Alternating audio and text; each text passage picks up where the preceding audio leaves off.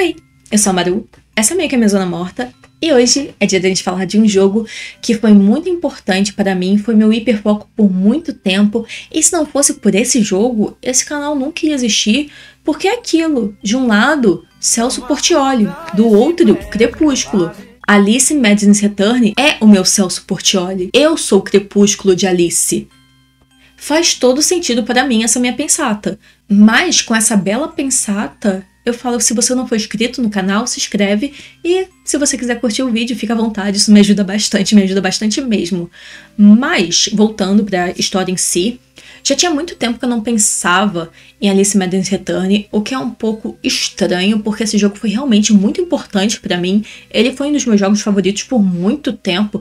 Como eu disse, eu só comecei a escrever um blog traduzindo creepypastas porque eu joguei esse jogo e eu acho que eu fiquei um ano inteiro da minha vida apenas falando sobre ele, porque na verdade foram 2, e depois que lançou também fiquei falando apenas dele. Foi por muito tempo eu apenas falando a mesma coisa. Não mudou muito hoje em dia, mas é um pouco engraçado como esse jogo foi realmente muito importante. Escrever esse roteiro foi tão difícil, tudo aqui pareceu tão complicado, e eu confesso que eu não rejoguei o jogo, porque é aquilo, o jogo ele tem seus defeitos e pra mim, apenas para mim, é uma coisa 100% pessoal, a mecânica dele é uma coisa que eu não gosto, porque ele é o tipo de jogo que eu não gosto mais hoje em dia, eu sou uma pessoa 100% visual novel hoje em dia, 100% leitura. Eu consigo ler? Você é o quê? Então, eu apenas coloquei uma gameplay sem comentários e fiquei assistindo como se fosse um belo filme e me divertindo muito com a história, que eu não lembrava tanto assim dela.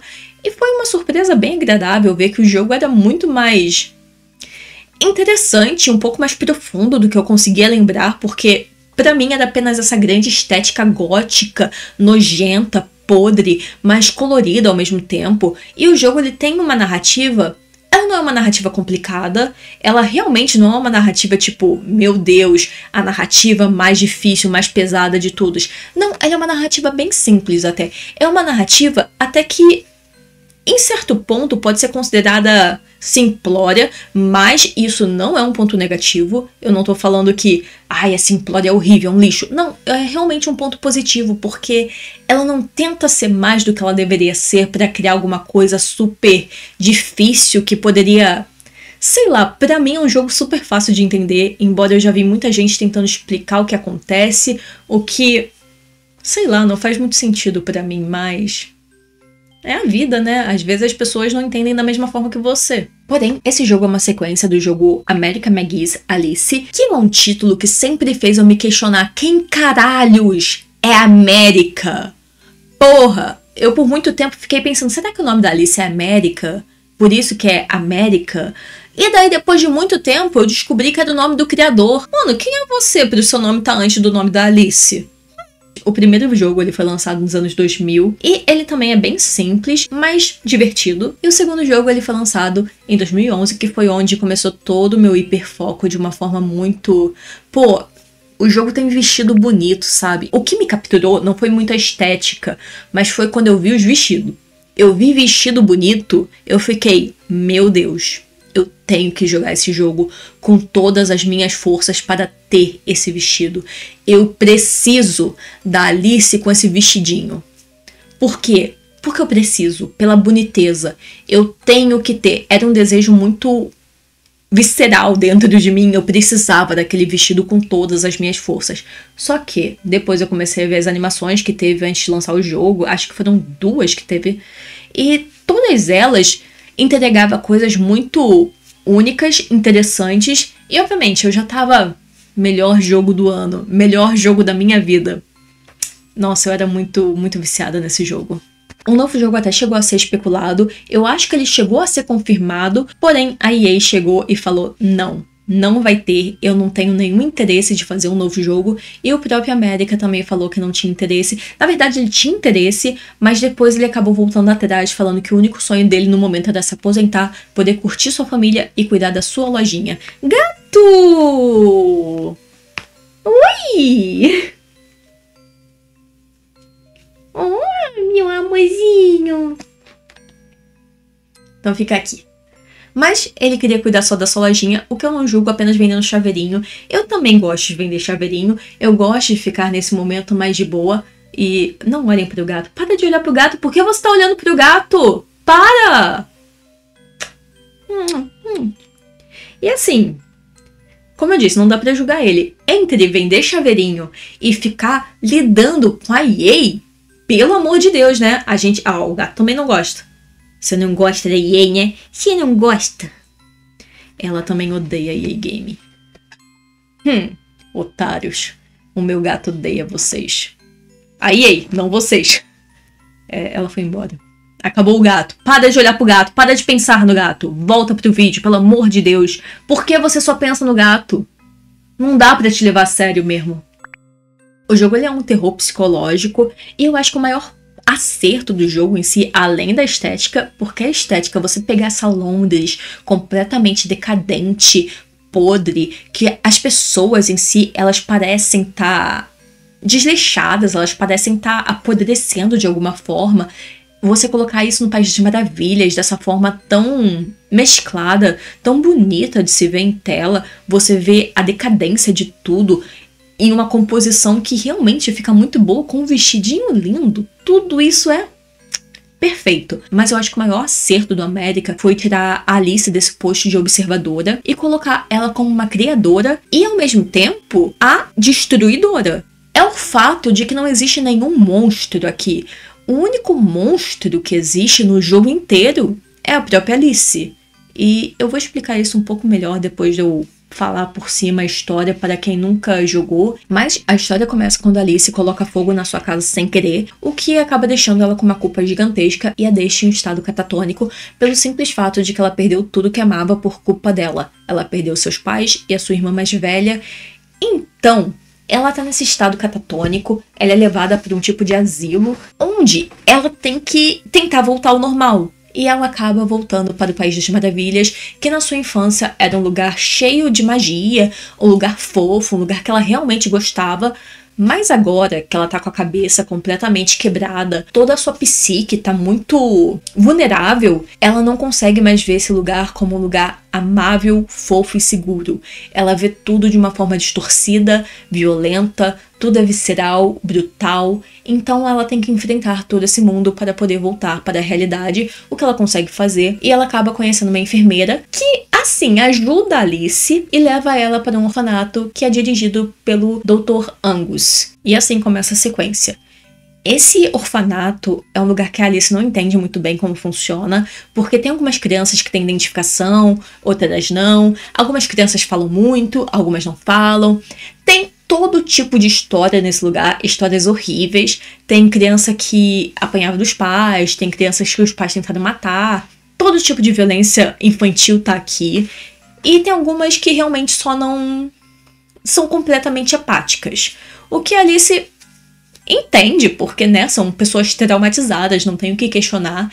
E o Dr. Angus, ele é uma pessoa que acredita muito que a melhor forma de você lidar com seus traumas é esquecendo seus traumas.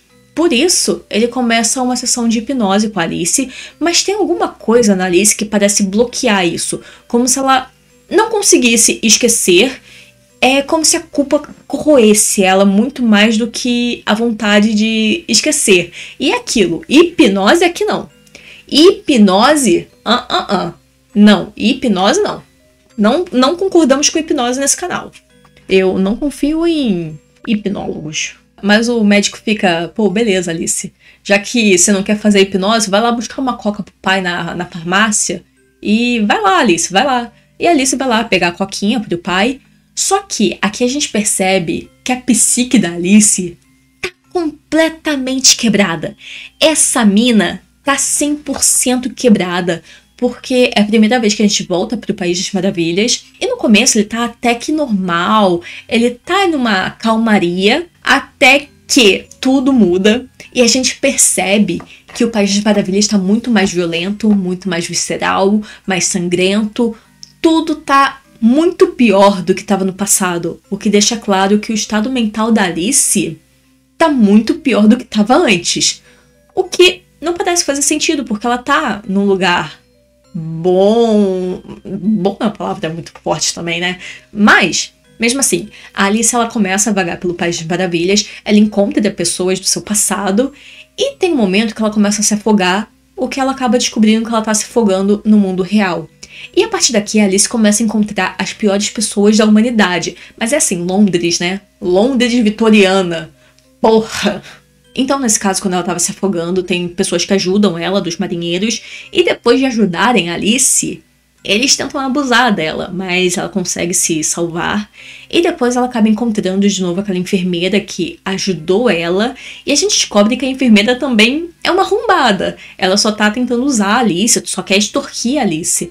Então, toda a jornada da Alice é repleta de pessoas completamente podres, nojentas, que não têm nenhum interesse na Alice em si. Elas só querem abusar desse corpo e depois... Cara, se a Alice morrer, se a Alice for traficada, tanto faz pra todo mundo aqui. É realmente cada um por si. E era vitoriana, gente. Período vitoriano? Pô, Londres, né? Fazer o quê? Mas toda a história vai acontecendo... A Alice chega a comentar com uma pessoa, um detetive, sobre o que aconteceu com seus pais, o que ele deixa bem claro. Pô, meu anjo, mas foi você que botou fogo na tua casa, né? Porque você é uma incendiária. E isso mexe mais ainda com o psicológico da Alice. Ela não consegue entender como assim eu que matei meus pais de forma proposital. Mas quando ela sai dessa conversa, ela olha pra trás e o lugar nunca existiu. O jogo fica muito nessa mistura de o que é real e o que não é. Quando a Alice tá realmente no País das Maravilhas e quando ela não tá, ela recebe a informação de que tem alguém roubando o rosto da sua irmã. Ela vai até a Rainha de Copas, que é quem tá roubando o rosto de Lizzie. Porém, quando ela chega nesse confronto, ela recebe a informação de que o único perigo que a Alice tá correndo não é o País das Maravilhas, e sim alguém que quer que ela esqueça. Porque esquecer é a pior coisa que pode acontecer para Alice. Ela começa a tentar entender o que tá acontecendo. Ela descobre que o Dr. Angus, ele tem uma conexão com seus pais de alguma forma. Ele era, eu acho que, estudante e o pai da Alice era professor da faculdade. Então ele acabou conhecendo a Lizzie. Só que a Lizzie ficava meio... Meu anjo, não vai rolar, eu não quero você. E você faz coisa errada sim. Eu vou te denunciar para a polícia. Mas antes que a Lizzie possa fazer qualquer coisa, o Angus entra na casa da família, ele enforca a Lizzie e coloca fogo na casa para tentar acabar com as provas do seu assassinato. Só que a Alice tá ali e ela fica... Carai, minha casa tá pegando fogo. Por isso ele acha a forma perfeita de se safar, que é... Vou botar a culpa na Alice, a culpa foi dela, mas ainda é um perigo ela não estar mais no estado catatônico, porque ela pode falar, ela pode se lembrar o que aconteceu naquela noite, então eu tenho que fazer ela esquecer tudo para eu me salvar. E a gente também descobre que o doutor, ele usa esse método de hipnose pelo simples fato de que ele apaga a memória das crianças para depois poder traficá-las. E todas as crianças que estavam meio caladas no seu cantinho são crianças que já estão completamente... zeradas, são pessoas que já não têm mais nenhuma lembrança de quem elas são, o que elas são, então ele apenas vende como se fossem meio que bonecas, e a Alice seria uma dessas, mas ela vai até ele, confronta ele, fala que sabe de tudo, conseguiu se lembrar de tudo, porém ele apenas manda meu anjo, você é maluca, todo mundo te acha maluca, todo mundo sabe que você é maluca, você acha que vão acreditar em quem? Em você, a maluca? Ou em mim, que sou um médico, sou um doutor, eu fiz doutorado. Você não fez doutorado, você não é doutora. O que a Alice realmente pensa, pô, verdade, ninguém vai acreditar em mim. Eu vou me fuder se esse maluco continuar vivo. O que eu vou fazer? Empurrar ele no trilho do trem. Mas depois disso a gente tem a Alice andando pelo mundo real, o que não parece bem o mundo real, porque ele começa a se fundir com o País das Maravilhas, deixando claro que a Alice tá completamente surtada, mas ela tá livre e tá em paz. O que dá uma abertura muito boa para um terceiro jogo, mas infelizmente ele não vem. Não existe, ela não vem. Ela não vem mais, gente. Não vem. Como eu falei, essa não é uma história muito complicada. Ela é uma história bem simples até. Quando você chega no final, tem ali um chá revelação de todo o plot.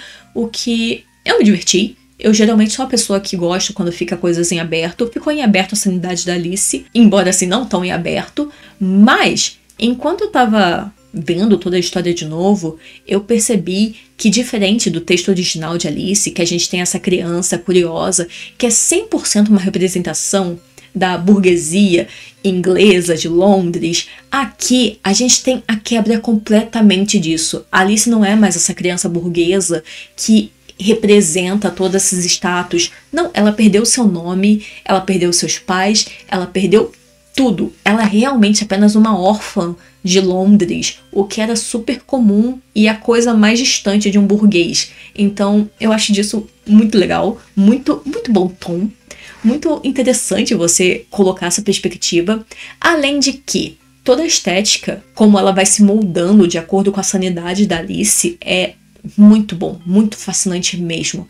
Mas para mim o maior ponto positivo do América é ele ter tirado a Alice desse posto de observadora do caos, que ficava apenas reagindo de uma forma meio qualquer coisa em relação a tudo que estava acontecendo, todo o caos do País das Maravilhas, e transformar a Alice no próprio caos do País das Maravilhas, porque agora ela é 100% a criadora e ela bate de frente com o criador, que é o médico, que ele é o creator em si.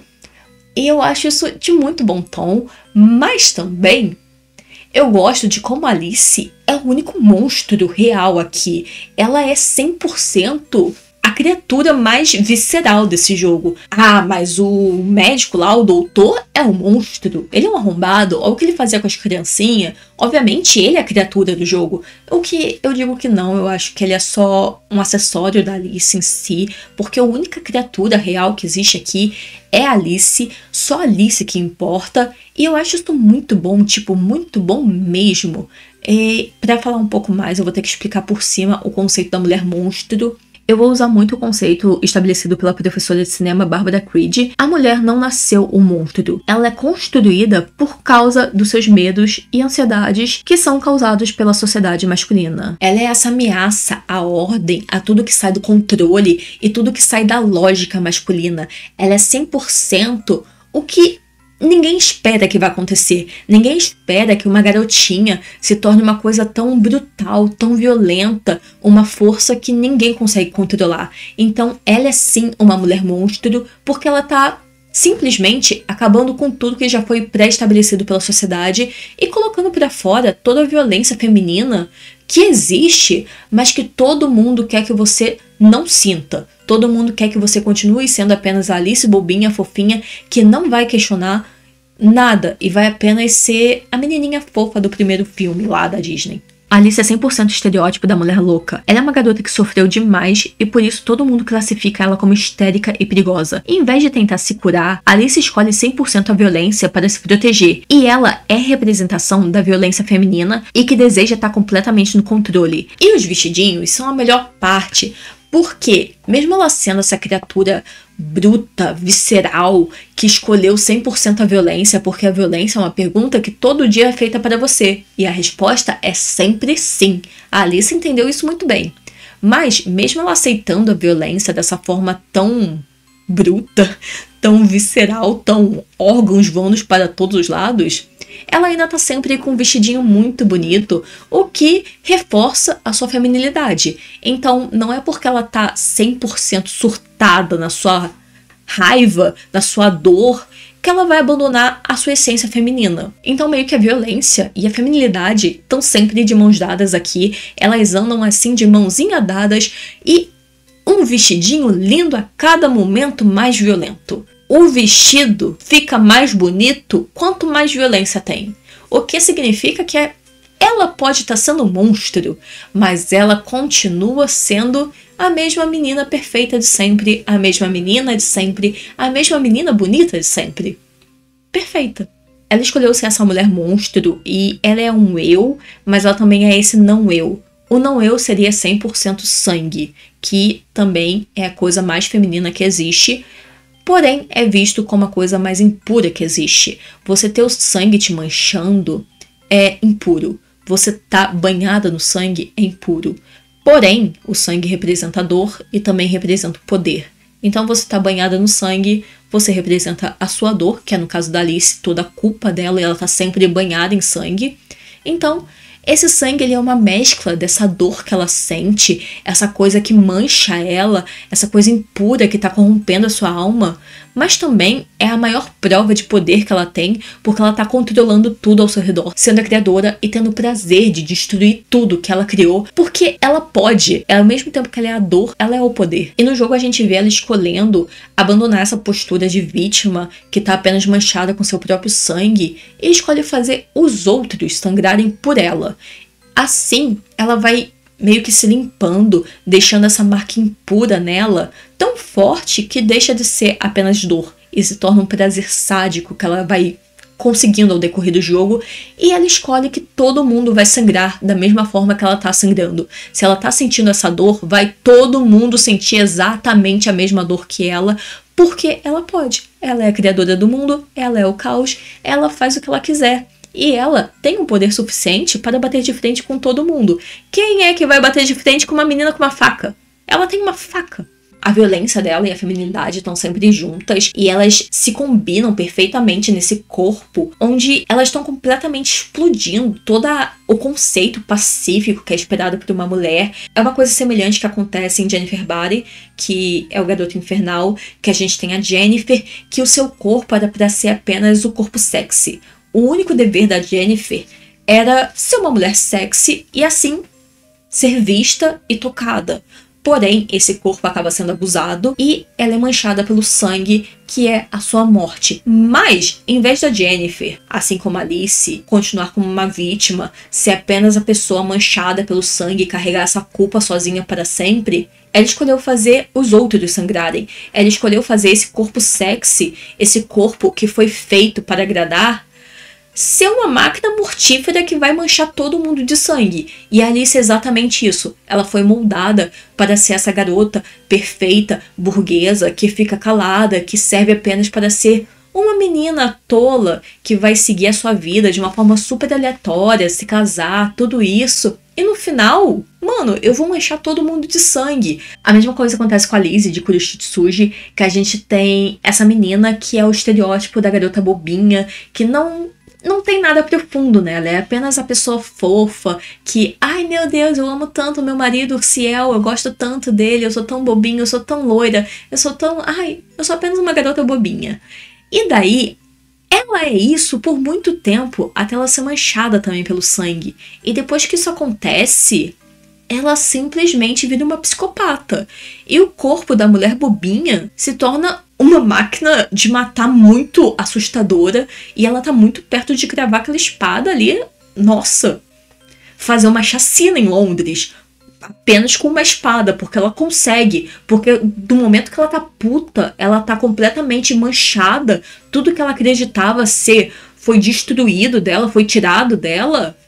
Pô, é toda raiva feminina em um único lugar, ainda com a feminilidade. A mesma coisa que acontece com a Alice, com a Jennifer e outras diversas personagens. O jogo ele não foi feito para dar conforto e ele não é para ter uma redenção, porque não é o que a Alice representa. Ela representa a dor silenciosa de uma garota que, mesmo tendo marcas de abuso no seu corpo, sendo de uma forma bem visíveis, todo mundo só chama ela de maluca histérica.